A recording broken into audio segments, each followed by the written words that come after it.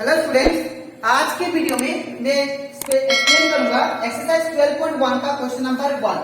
हम लोग class 10 maths का चैप्टर 12 कर रहे थे, that is area related to circle. इसके पिछले वीडियो में मैंने आप लोग को चैप्टर 12 का इंट्रोडक्शन पार्ट समझाया था। तो इस चैप्टर का जितना भी बेसिक टर्म था वो सारा मैंने आप लोग को एक्सप्लेन कर दिया, ठीक है। तो अगर आपको इस चैप्टर का इंट्रोडक्शन पार्ट अच्छे से सीखना है तो आप लोग उसको मेरे यूट्यूब चैनल में जाकर उसको देख सकते हो, ठीक है।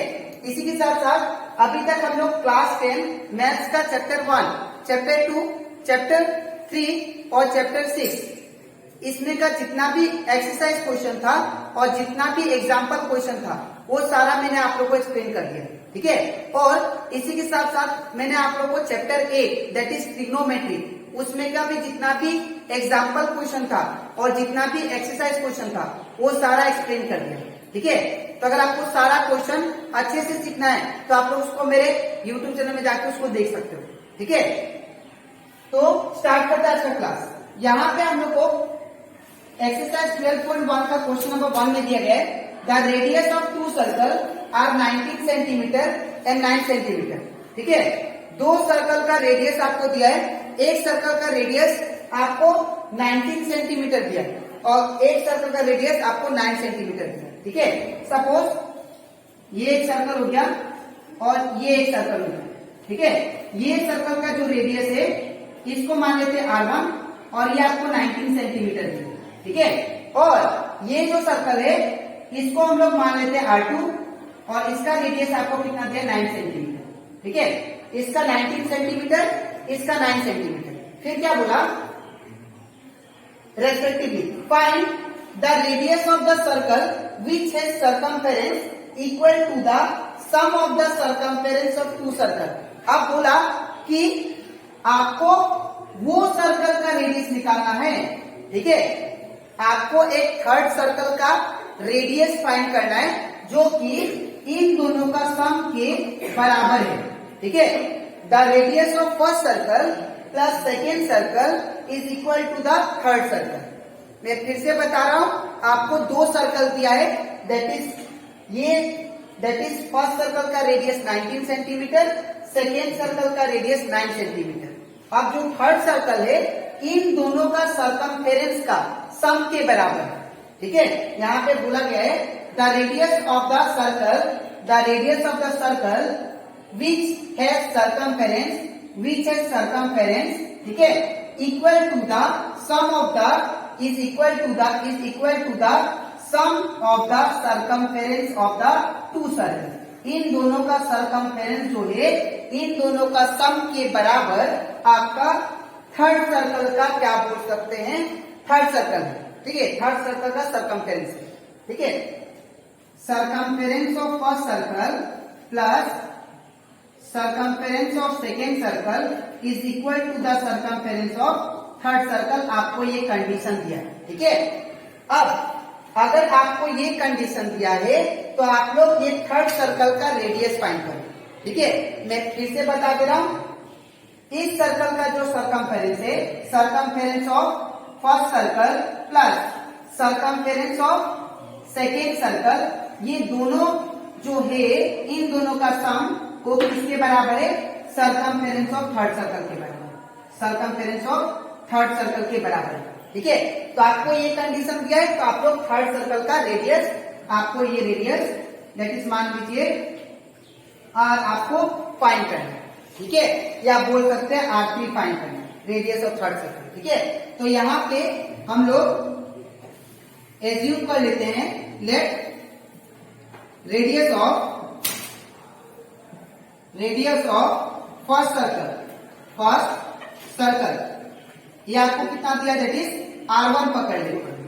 R1 का वैल्यू कितना दिया है दैट इज 19 सेंटीमीटर, ठीक है।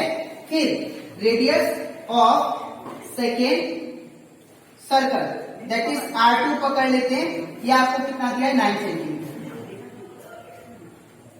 ठीक है। फिर radius of third circle that is R3, ये आपको क्या करना है, फाइंड करना है, ठीक है। अब ये फाइंड करना है। अब अकॉर्डिंग टू क्वेश्चन क्या दिया था, अकॉर्डिंग टू क्वेश्चन ये दिया था circumference of first circle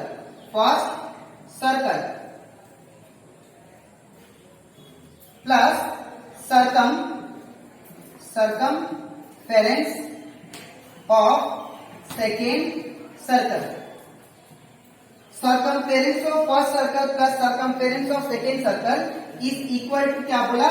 Circumference of